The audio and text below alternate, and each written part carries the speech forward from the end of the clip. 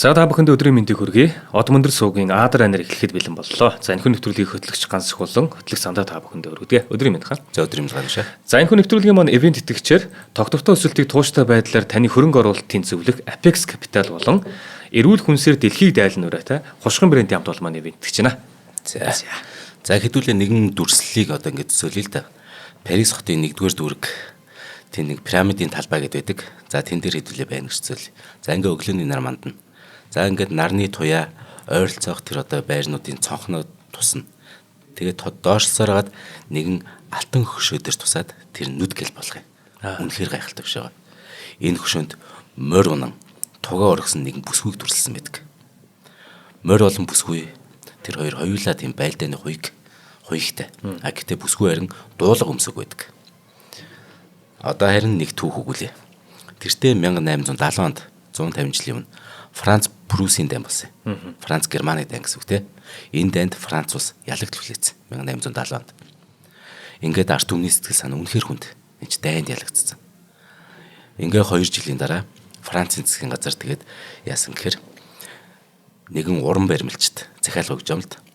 Эммануэль Фреме гэдэг. Яг тэр уран баримч 50 настай байсан. Тэр эрд 25,000 франкаар нэгэн хөшөөний захиалга хийлгэж байгаа хгүй. Энэ хөшөө бас арт түмний сэтгэл санааг өргөх зорилготой байдаг шүү дээ. Тийм ээ. Ингээд Эммануэль Фреме 50 настай тухайн үед энэ морьт хөшөө болон амьтны дүрслэлээр их алдартай уран баримлж байж. За захиалга авснаас хойш 2 жилийн дараа 4 м орчим энэ өндөртэй морь унсан бүсгүй энэ хүрэл хөшөөг пирамидын талбайд байршуулж байгаа. Ачааны тийм том биетэй морин дээр нэгэн төрхөн охиныг мордуулсан.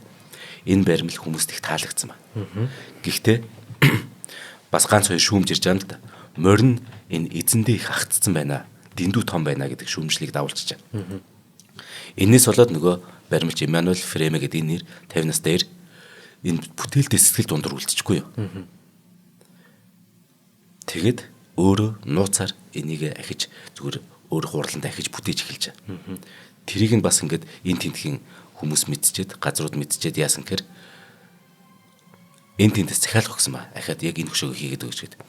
Тэгээд энэ Нанси мууж Америкийн Филадельфи хот гэх мэтэр ингээд энэ хөшөөг захиалгаар нь ингээд хийгээ явуулсан ба. Яг энэ хөшөө өдгөө 11 байдаг. 7 нь Францад, 3 нь Америкт, 1 нь Австралид байд. За ингээд явжсэн. Гэхдээ өөрийнх нь нөгөө пирамидын талбайд байрлуулсан хөшөө ч өөртөө таалагдахгүй байна шүү дээ. Ингээд уран бүтээлч маань 75 нас хүрч байна. Одоо 25 жил өнгөрцөн. 1899 онд тэгтэл яг тэр жил юу болсон гэхээр Парис хотын доогуур анхны метро тавигдах болчихгүй. Тэгээд тэгтэл метроны шугам маань өөрөө пирамидын тэр талбай яг доогуур явуулаад тэгэхэр хүсүүсээгүй нөгөө хөшөөг чинь түр ингээ буулгачиж байгаа. Ингээд өнөөх хүрлээр хийсэн Морд Баатрын хөшөөг нөгөө Парисчууд маань буцааж гаргах болохдоо алтаар бүрч гаргах гэж хүрлэх хөшөө байсан бол харин энэ хооронд 75 настай нөгөө өвгөн байна. 25 жилийн өмнө бүтээсэн ч гэсэн сэтгэлд нийцээгүй өнөөх баримлаа нууцаар шинээр солиод амжиж штеп. Энийг хинч мэдэг. Амар энэ тийм чирт төвлөс маз. Тийм ээ. Гэхдээ солихтой бүр алтаар тэр чинь ингээд нөгөө хөшөө болгож байгаа штеп. Тэрийг нүртэл яг хийцэн. Өөрөөс бүх мөнгө гаргаж. Оо за тэгвэл энэ яах аргагүй нэг юм хийх юм дутуул байгаадсан байна тийм. Энэ солиод ингэж сойсныг нь бүр 4 жилийн дараа мэдсэн байгаа штеп. Нилээн шууганд давсан ба. Тэгээд тэр шуугж яхад хэргийг зодо бүр 79 настай. Тэгэхээр уран баримлч өвгөн маань өөрийн мөнгөөр тэр 2 дахь хувьраа алдсан тавьсан энэ хөшөөний эзэнд үзүүлсэн хүндэтгэл байсан юм байхгүй. Тэгэхээр яагаад ингэж ач холбогдол хаана тавиадсан уран баримлч болон Парисхан те Францчууд тавиадсан шалтгаан гэвэл энэ алтан хөшөөнд мөнхөрсөн залуу бүсгүй бол Францын үндэсний баатар Жанна д'Арк. За энийг одоо олон юм дээрээс харж ирсэн та бид нар тий. Одоо энэ Жанна д'Арк ер нь Францууд чих хувьсгалж ард түмэн байгаад идэг. Ер нь л дайн дулаантай, ардын бослоготой тэгэл энэ хэцүү цагийг их туулсан шүү дээ. Тэгсэн чинь энэ дундаас Жанна д'Арк гэдэг эмэгтэй яагаад гэж бүр зүрхэнд нь хүрсэн бэ гэдэг юм хэлж яхна шүү дээ. Тэр өвгөн тэр Парисчууд, тэр Францчууд дэлхийн нийтээр бүр Австрали, Америк хүртэл тэр хөшөөг захиалсан. Тийм ээ. Тэгэхээр энэ Францын үндэсний баатар Орлеаны дайрах гэж одоо хэлэгдэг Жанна д'Арк бол одоо манай Мантгай цэцэн хатныг мэдлэхээс 40 жилийн өмнө мэдлсэн ба. 1412 онд гэсэн үг. Тэгэхээр Францын Домреми гэдэг нэг жижигхэн газар төрсөн ба. Түүний аав Жак Дарк нь болохоор чинэлэг тариач байсан маа. Ингээд Жана хэдий аавтайгаа нэг тийм дотн ойр биш ч гэсэн ааваас ямар ч сан газар тариал эрхлэхийг мал аж ахуй одоо явуулахыг бол заалгасан маа.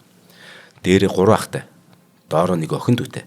Ингээд Жанад ээж нь харин их илүү ойрсон маа. Тэгэхээр ээж нь түнд одоо оёх, нэхэх, гэрээ ажил хийх, мөн бурханд чин сэтгэлээсээ ингээд талархаж байнга одоо залбирах ч юм уу те. Энэ зүйлийг их сайн заасан. Тэгэхээр дундад 100-ны эмэгтэй хүнд ийм зүйл хэрэгтэйсэн. Харин энэ үед 100 жилийн дайн болж исэн. Энэ бол Франц Англи хоёрын хооронд үргэлжилсэн 120 орчим жилийн дайн.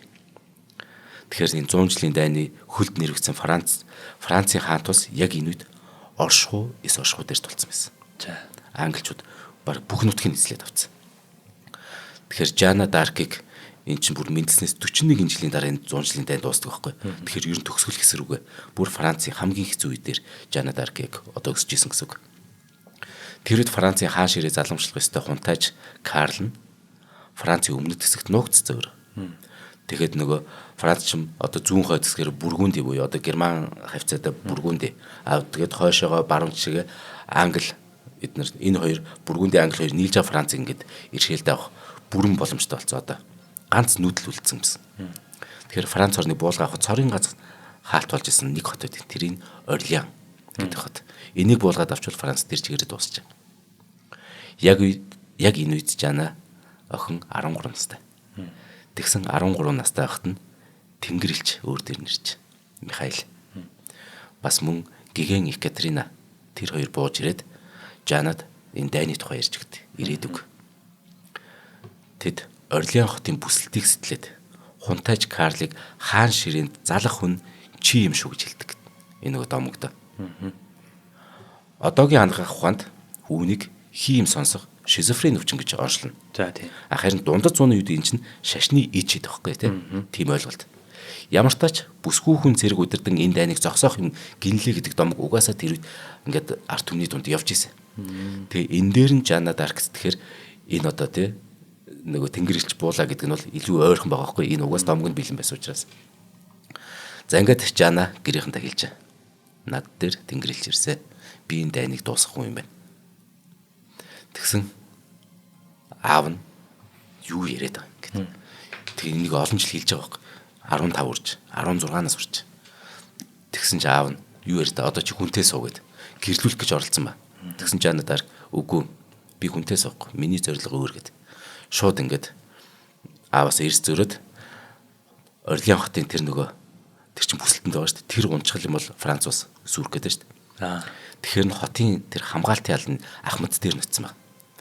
Над дээр Тэнгэр илж ирсэн. Би энэ дайныг удирдаад би хааныгаа хаан ширээнд залах юм байна. Франц усыг би аврах юм байна гэсэн чинь нөгөөд энэ юу яриад ингээд шоолоод хөөгөө явуулчихд. 10 гэдэг настай охин ирсэн шүү дээ. За ингээд жилийн дараа 17 нас хүрч Жана.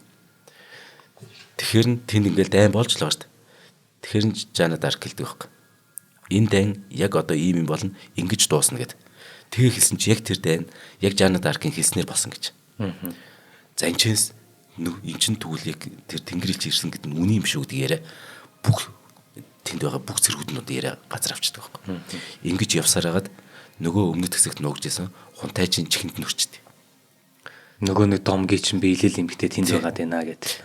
Ингээд Жана тэгэхээр за нөгөө Ахмад чинь нөгөө Жанаг за ерөөсөө энэ хаан дээр аваач юу нөгөө хунтайч дээр тийм аваач гэгээд нэг суман гаргаж өгч. Тэр сумангаа гаргаж өгөөд Жанад өөрт нь болохоор нэг эрэгтэй хүний хувцас олж өгөөд ингээ болж Жана үсээ тэр үеийн ирчүүдийн тавган гэдэг заслалтаар богисгоод эрэгтэй хувцас өмсөд ингээд явах болж түүний суманг дагалдаж явахаар ахаад нэг 2 хүлэг баатар рицар нэмэх нь нөгөө 3 ах нар нэгдээд ингээд хаан дэрч гоё явж монтаж дээр. Одоо ер нь зүгээр байгаа хамгийн эцсийн найдвар юм байна шүү дээ. Юу л вэ? Одоо тэгээд боломжтой бүх юмыг улгааж нэг юм байна шүү дээ. Энэ чинь эх орны оршихуй дээр явж байгаа шүү дээ. Тэд за ингээд нөгөө суманч явж байгаа шүү дээ.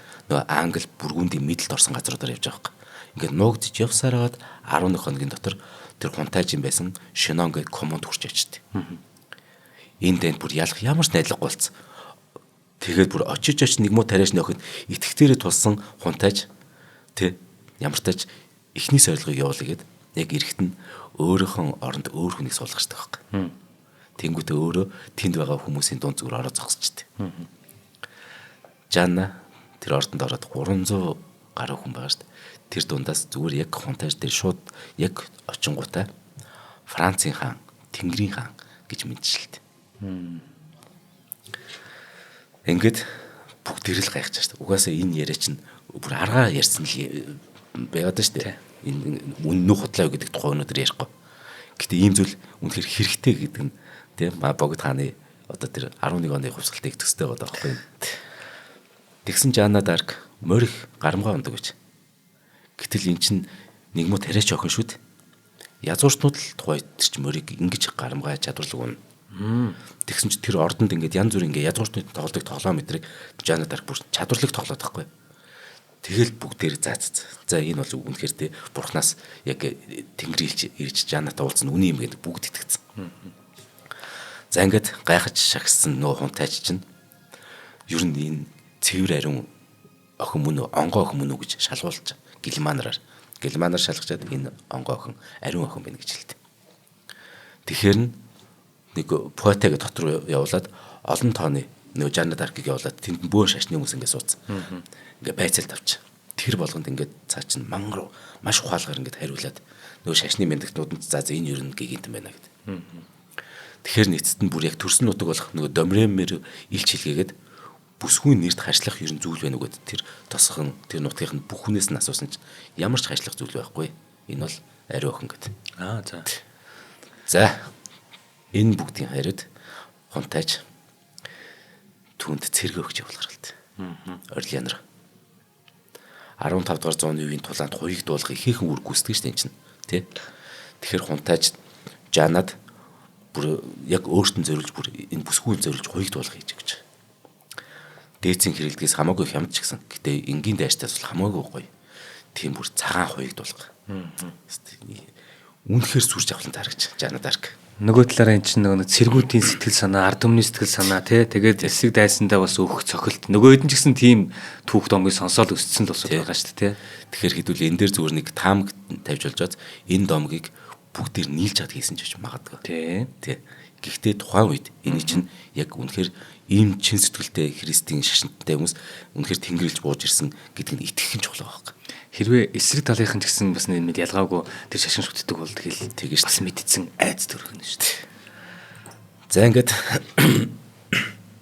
үнэхээр чахвалахаар гэж 17 настай бүсгүй цэрэг нэг цомхон цэрэг өдөрцсөн тий.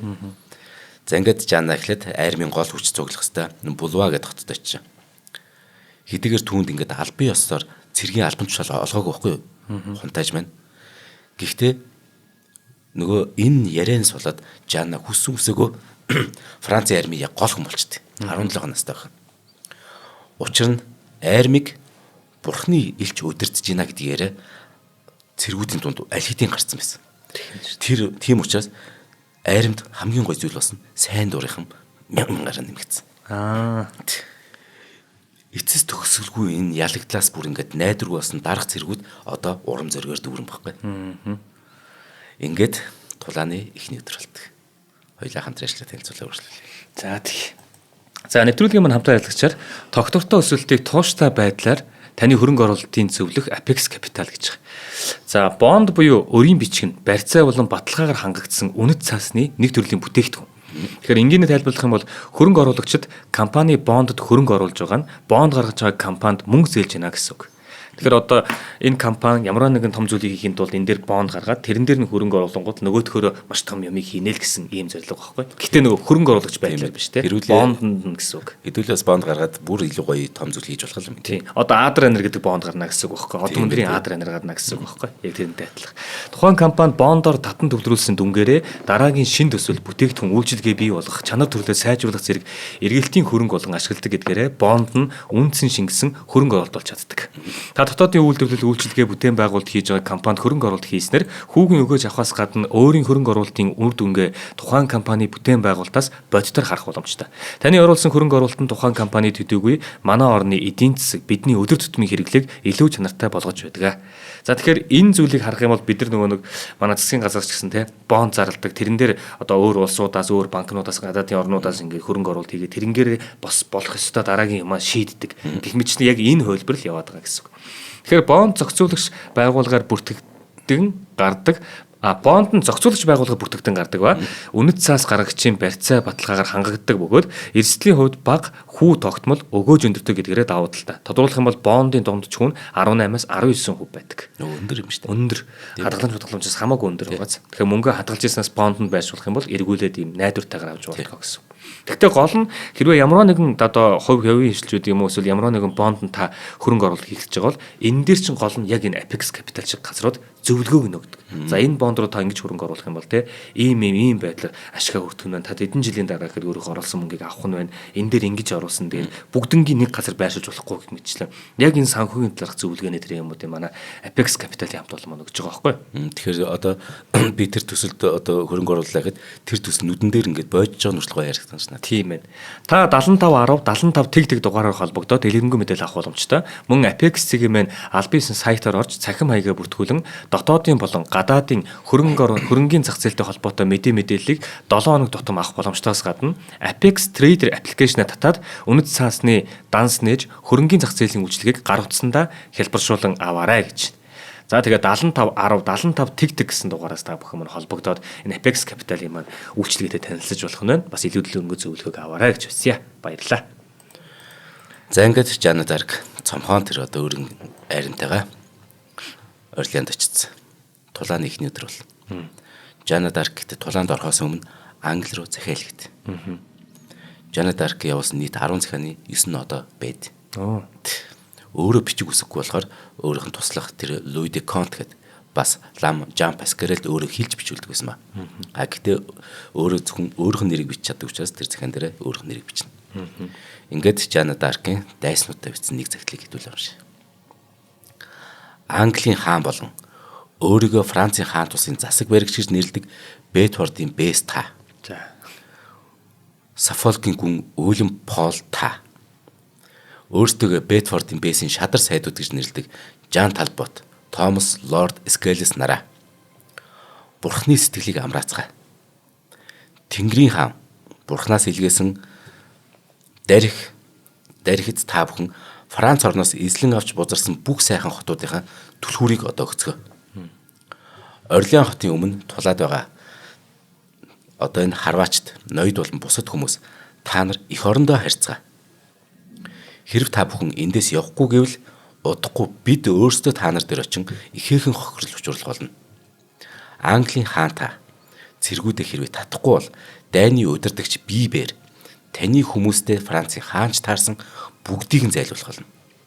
Хэрв танаа хүмүүс надад захирагдахгүй бол бүгдийг нь би цааслах тушаана. Та нарыг Францаас бүхэлд нь хөөн гаргахын тулд Бурхан яг энэ газарт яг энэ цаг үед намайг илгээсэн билээ. Амар зөрөгт. 17 настай охин шүү дээ. Хэрвээ танаас зэрэгүүд надад захирдахыг хүсвэл би ярина тэдэнд өршөөл үзүүлье. Би энэ цус урсгахыг хүсэхгүй юм гэж байгаа байхгүй юу? Та нар гэгээ Маригийн хүү Тэнгэрийн хаан Бурханаас Францын хаан тусыг авчиж чадахгүй. Учир нь Бурхны хэлсэнчлэн жинхэнэ өв залгамжлагч хаан бол энэ Карл.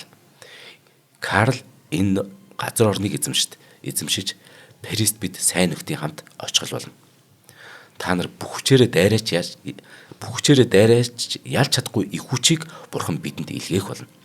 Бурхан энэ данд хинд нь илүү ивэлтэй авахыг та бүхэн хараарай.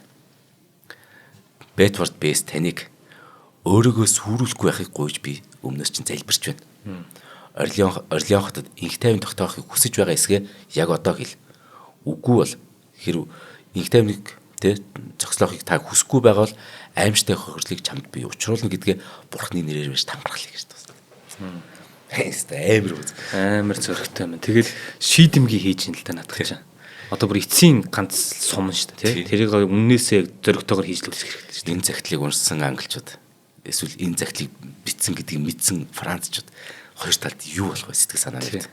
Хичнээн жил одоо хичнээн үе дамжаад 100 жил тийм байлдсан. Тэгээд тэдний бүгднгийнх нь итгэдэг тэр бурхных нь одоо яг илгээсэн хүн гэхээр технологиос сэлэн байраа дарах хэцүү те. Ийм байдал оруулж байгаа байхгүй.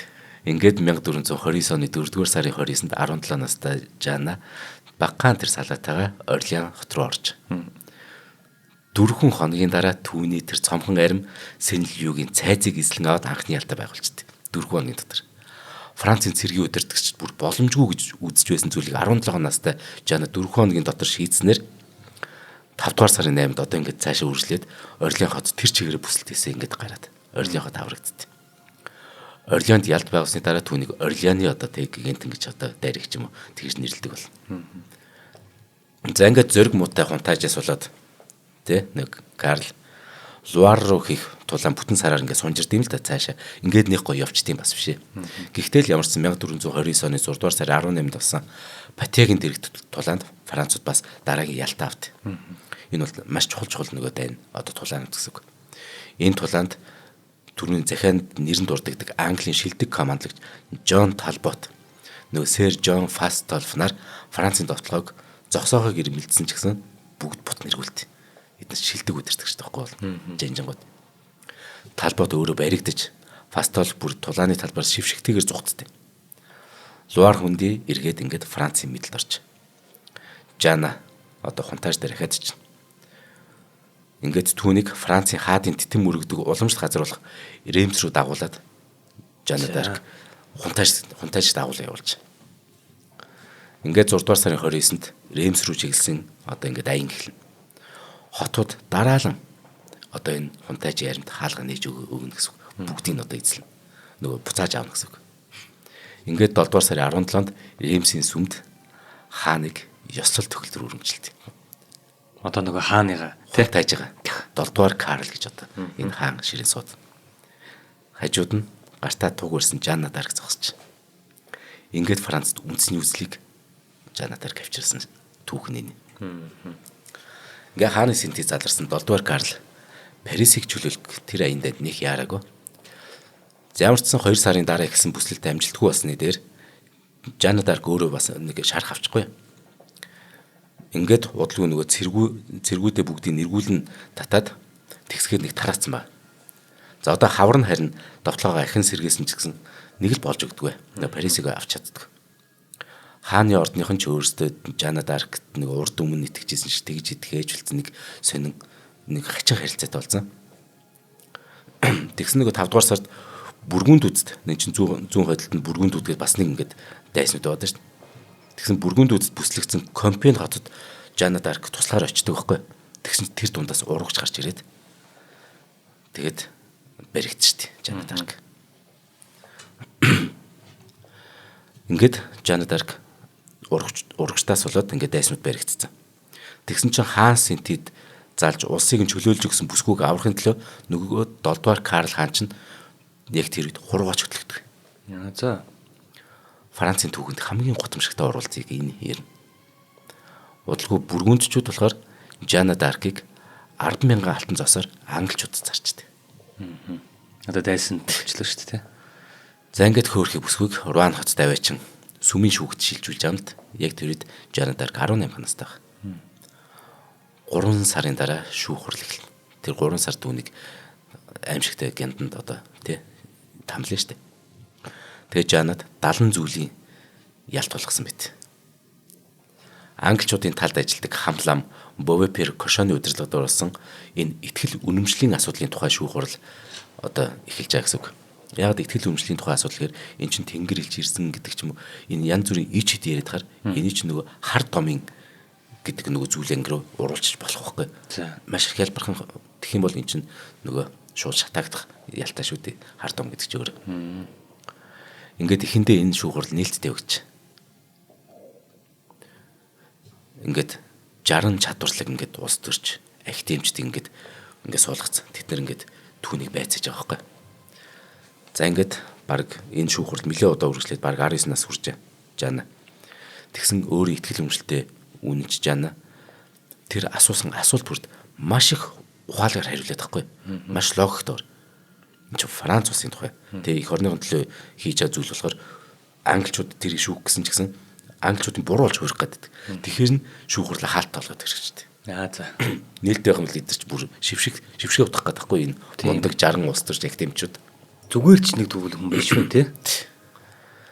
За ингээ 1431 оны шүүх хурлын үеэр ахлах натриат Гийом Маншон тэргүүтээ 3 бичиж Франц хэлээр тэмдэглэл хөтлөөд энэ шүүх хурлын дараа өдөр бүр хоорондоо энэ тэмдэглэлээ хөтлөөд тэгэхээр энэ шүүх хурлын тэмдэглэл маш дэлгэрэнгүй хадгалагч үлдсэн байт юм байна. Тэгэхээр яг шүүх хурлын талаар баг тусдаа ахад нэг нэвтрүүлэг болохоор тийм ариун юм байна. Асуултанд нь тэгж хариулсан гэдэг те. За ямар ч байсан энэ тэмдэглэл байдаг нэг сайшаалт. Тэмдэглэлд Жанагаас асуусан асуулт болон түүний хариултуудыг тэмдэглэл үлдсэн ба. Эдгээр нь яг түүнийг ямар ч тийм гайхалтай шулуун шудраг мөн бүрэн дүүрэн гэж хариулж чаддаг байсныг илтгэдэг. Бичвэрт энгийн нэг сүсэг бишрэлтэй хүмүүцсэн гигантнуудыг эргэн тойрондоо байдаг мэтэр төсөөсөн бас тийм нэг хүүхдийн гэмээр хариултууд их байдаг. Ер нь их сүсэг бишрэлтэй. Тэгэхээр яг жоохон охин байсан юм үнэл байгаа хэрэг. Тийм. За ингээд Жанагийн зоргийг мохоод бол түүнийг аимшигт нөхцөл байлгасан ба.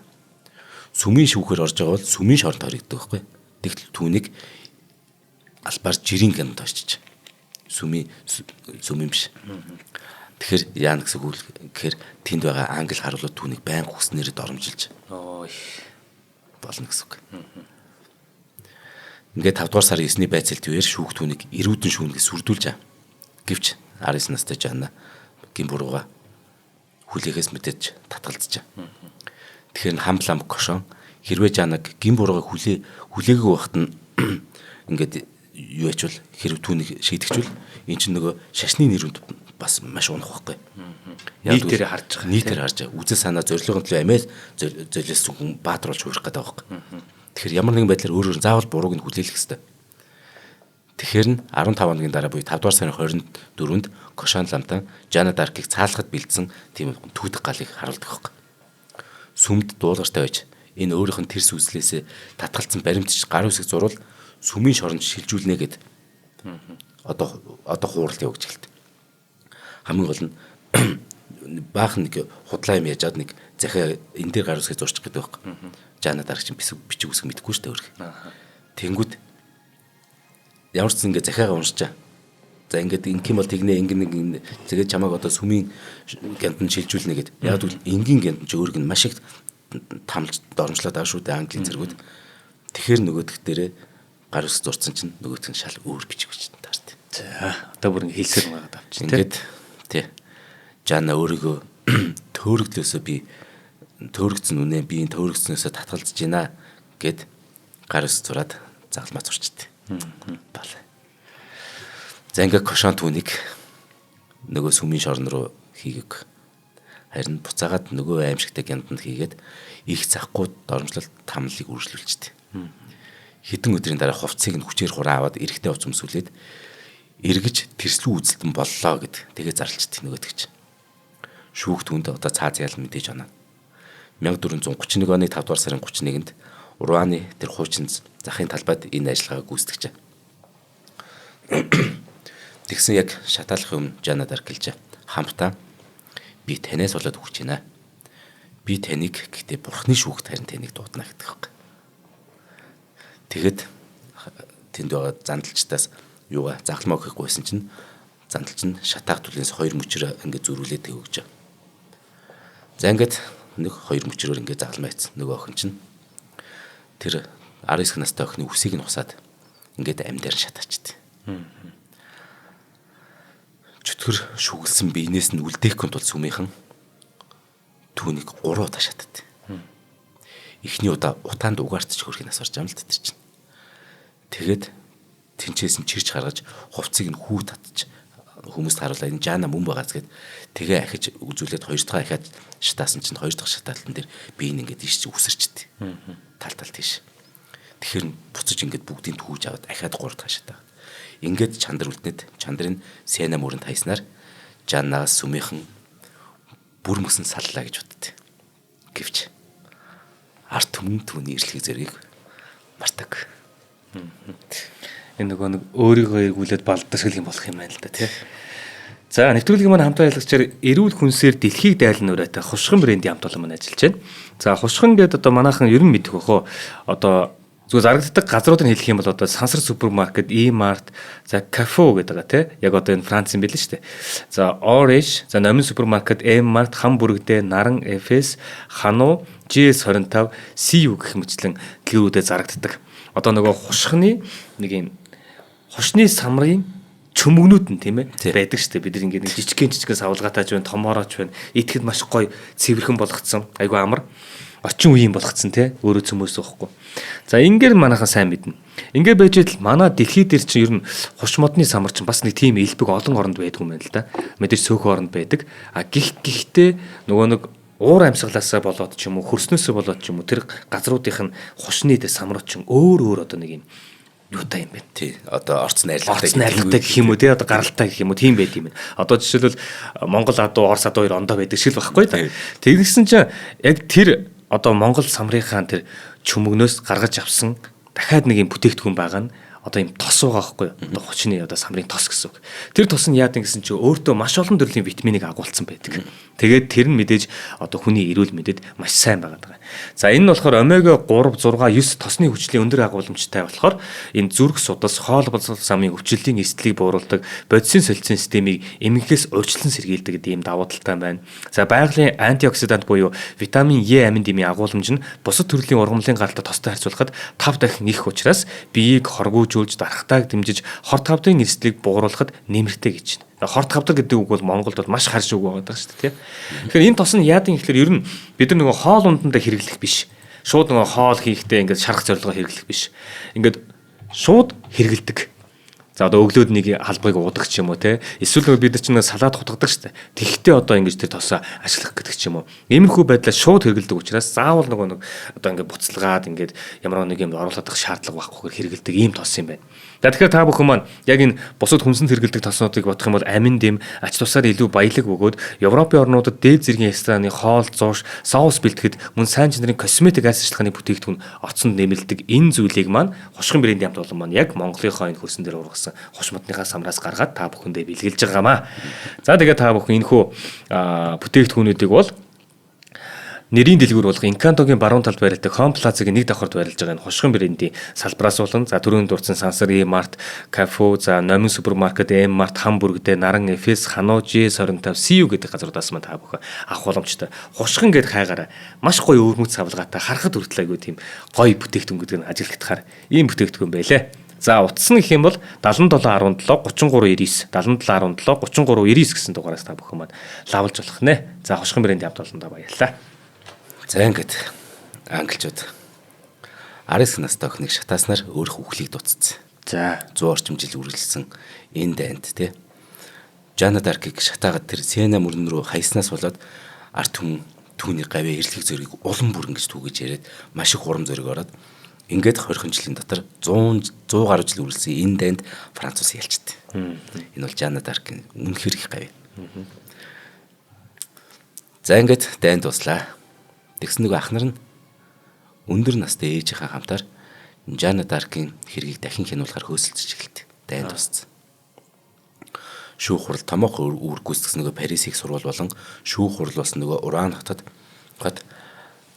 нөгөө тухайд нөгөө англичуудын нөгөө яг дайнд тусах вахт англичуудын хит нөгөө иршэл байсан хэвээрээ сумзаар ингээд сунжраад явсан. Тэгээ ашгүй нэг англи дуусаад те 100 жилийн дайнд дуусахын даван дээр 7 дугаар Карл нөгөө хаан Жаннагийн хэргийн тэр бичиг баримтыг цуглуулж дахин шүүмхэлцэх тушаалыг буулгах штеп. Одоо угаасаа дайнд ялгаж тодорхойлохоор. За ингээд Жаннаг хэлсээр шийтгэснийг цагаатах үйл явц 1455 оны 11-р сарын 7-нд эхэлж байгаа. Дайнд туснаас 2 жилийн дараа. Тэр үед нөгөө 70 орчим настай ээж Изабель хоёр хүүгийн хамт мөн Жанна Даркийн зэвсэгт нэгт нөхдүүд бас энэ чинь нас нь зарим нь 30 40 болсон байгаа шүү дээ. Тэгээ Орлеан хотын жирийн иргэд энэ хурал явж байсан Парис тэрт энэ тэндээс гэсэн үг. Бөөнөр тэгээ хурал явж байсан Парисын дээрхийн сүм цуглалт. Пөөх. Тэр үед ээж нь нулимсаа мэлэрүүлэн байж пап ламыг төлөөлж байгаа тэр шүүгчдэд хандаад охиныхон төлөө шудраг тогтоох тэр хүсэлтэд хэлж эхэлдэг. Бараг энэ чинь 25 жилийн дараа босон энэ цагаат хурал дээр ээж нь хэлсэн үг Францын үндэсний архивт бүрэн ирэхээр хадгалагдуулсан. Тэр ээж нь хэлсэн үгийг уншчихъя. За. Миний охин бол аль биесны гэр бүл төрж тариалангийн талбай малын бэлчээрт ойрхон өссөн. Би түүндээ усан баталгаа хүртээж бурхнаас айж имэхэд би одоо өсгсөн. Сургаж өсгсөн. Нас нь бага, энгийн гаралтайг нь бололцож сүмийн уламжлалыг би аль болох хүндэтгийг түн заасан. Жанна Дарк бол ихэнх охин маань ихэнх цагаас өмдөнгөрөж нүглээ намжсны дараа сар бүр одоо тэр Христийн ариун ёслыг үлддэг байсан. Зовсон олны шаналлыг зүрстлээрээ мэдэрдэг. Насан жаахан ч гэсэн тэдний төлөө өөрөө тэр мацаг барьж сүслэн залбирдаг байсан охин минь. Тэр хизээч итгэл бишрлийнхаа эсрэг бодож эсрэг юм хийж үзээгүй. Тэрээр энэ чимээгүй байдлаараач эсвэл тодорхой хэлбэрээр ч гэсэн татгалзаж давж заалцсан энэ зүйлээс өөрийгөө өмгөөлөхт нь ямар ч тусалцаа тэр үед 25 жилийн өмнө үзүүлээгүй. Гэсэн ч охиныг минь хүч түрэн харгас хэрцгий шудраг бус нүгэлт шүүхээр та бүх оруулсан. Шүүгч түүнийг хэлсээр хорлонтойгоор гэмт хэрэг үлдэн хэрцгийгээр шатаасан. Тэдний сүнсийг хараал идэг. Изабель миний бие болон хамаатнуудын маань энэ төр садангийн маань энэ гунигтай нөхөж баршгүй энэ хохирлын төлөө би түүний нэр төрийг сэргээхийг та бүхнээс шаардж байна гэж хэлдэг. Гэтэ шүүх хурал энэ ихийн сэтгэлийг үнэхээр сэтгэл шимшин бүгд санс. Яг л дайн талцаа одоо энэ Жанна Дарк үнэхээр тий буруу шүүсний бүгд ойлгож байна. Ингээд ээж нь шүүгчдийн хөлсөгдөн уйлж байхад өмгөөлөгч болсон туслахууд нь шудраг ёсны төлөө цаазлах зохин зориулан бүх нийтээрээ сүслэн залбирч байсан ба. Сүмд байсан хүмүүс ч гэсэн залбирал болон гуйлтад бүгдээр нэгдснээр эцэстээ шудраг ёсны төлөө нэгэн том ингээд чанга бүр бүгднгийнх нь сүсэг бичиж бүр хашгираан болж хувирч. Гэтэ тэр нь яг тий ингээд Парис, Руан, Орлеан гэсэн 3 хотыг дамжин хуралдаж 115 гаруй гэрчийн мэдүүлэг авсны дараа 1456 оны 7 дугаар сарын 7-нд Жанна Даркийг ямар ч гин бүрэг болохыг зарлан тунхаглажээ. Нас дээр гарсан ээж Изабелла харин энэ өдрийг үзсэн. Тэгээд 20 дугаар зууны эхэнд буюу одоо энэ 400-500 жилийн дараа 1909 онд Ромын Паблам 10 дугаар П Жанна Даркт төгс жаргална гэдэг цол нөхөн хайрлт. Үүнээс 10 дахь жилийн дараа дараагийн Паблам 15 дугаар Бенедикт түүнийг Жанна Даркийг гигантэн төрөмжилж. Ингээд Орлеан хотыг Английн армиас чөлөөсөн энэ өдөр хотын түүхэн бичмэл дээр зурсан нэгэн зураг байдаг. Парисын парламентын нарийн бичиг Клемент де Фокенберг энэ зургийг тэмдэглүүлдээс. Энэ бол Жанна Даркийг цаг үедэн зурж үлдээсэн цорын ганц зураг. Ингээд саяхан энэ чинь 60 жилийн өмнө соёлын яамны сайдын үүрэг гүйцэтгэж байсан зохиолч Андре Малро Орлеан хотод нэг үг хэлдэг байхгүй. Орлеан хотын зориулж. Бурхангүй, хөрөггүй Жанна минь дээ. Та энэ баатруудын бурш бол амьд хүмүүсийн зүрх сэтгэл гэдгийг чи мэддэг хүн байжээ гэдэг. Тэгэхээр энэ утга нь их гоё. Бид амьд хүмүүс тийм үү? Бидний зүрх сэтгэлд нөгөө баатрууд оршдог шүү дээ. Одоо гэдвэл Цэндийн дамсрын Бэмбэрийн жугай нарцаг дөрж байгаа гэдэг. Чингис хаан гэдэг. Тэдний бурш бидний амьд хүний зүрх сэтгэлд оршдог байсныг Жанна Дарк чи өөр мэддэг үйж гэдэг үг. Ингээд энэ ишлэгийг нь Жанна Дарк Арисгэн настайдаа тэр шатааж цаацсан яг тэр захын тэр талбайн дурсамжийн хавтан дээр энэ сайхан үгийг сэлсэн байт. Итгэл үнэмшил гэж бас гоё зүйл шүү те. За тэгээд энэ Жанна Дарк гэдгийг би сонсч байсан. Тэгэл нөгөө Францын юм болохоор тэр нэг хөшөө нь харагдаал. Тэгээд ер нь сая сүүлд чинь Парисын Олимпийн нээлтэн дээр чинь ингээл эмгтээчүүдээ гаргаж ирээл ингээл тавиад ингээ хараад байгаа. Тухайн улсын итгэл үнэмшил тэгээд бүх нийтээрээ хүндэлдэг зүйл гэдэг айгүй гоё те. Гайхалтай төв хоо. Гайхалтай. Тэгээд мэдээж энийг яаж хийсэн бэ те? Сүүлд нь хийсэн байж болно. Эсвэл тэр үед хийхээр те сэхэтнүүд нь бодож байгаад хийгээд ингээд ард түмэндээ хөдөлгөөд ингээд хийцэн байж ч болно магадгүй те. Богд хааныг нөгөө төвдөөс Монголд ирэх замд нь монгол хүн болгоч хувиргацсан шиг юм байж магадгүй шүү дээ. Тэгэхээр тэр сэхэтнүүдийн хийсэн юм байж ч бас болно те. Гэтэл яг тэр тухайн улсын хүн болон одоо нэрийг нь сонсоход хүндэтгдэг тэр зүрхэнд байгаа зүйл бол яг тэр баатрын юу хөөхгүй. Орон зай хөөхгүй. За баярлалаа. За ингээд нэвтрүүлгийн маань ивент тэтгчээр эрүүл хүнсээр дэлхийд дайдан ураатай хушган брендийн хамт олон маань болон тогтвортой өсөлтийг тууштай байдлаар таны хөрөнгө оруулалтын зөвлөх Apex Capital-ийн хамт олон маань ажиллаа. За тэгээд энэ нэвтрүүлгийг бас бид бүхэнд хүргэсэн танд баярлалаа. NTV телевизээр үзсэн үзэгчид маань мөн 83.3 болон 107 хөтөлбөрөөс сонссон сонсогч танд баярлалаа. За баярлалаа ханушаа. За баярлалаа.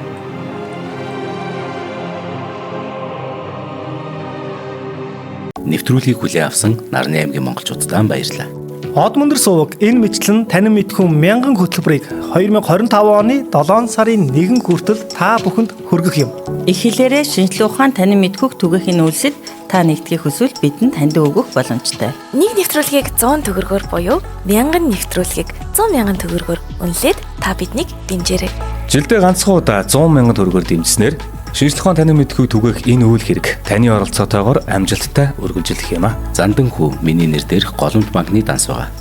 30 15 15 1942 30 15 15 1942 Та 100,000 төгрөгөөр шилжүүлэхдээ гүйлгээний утга дээр нь өөрийн нэр болон утасны дугаараа заавал бичээрэй. 100,000 төгрөг хандвалснаар од мөндөр сувгийн алтан гишүүн болох юм. Шинжлэх ухаан танин мэдхгүй Монголд ялах болтугай.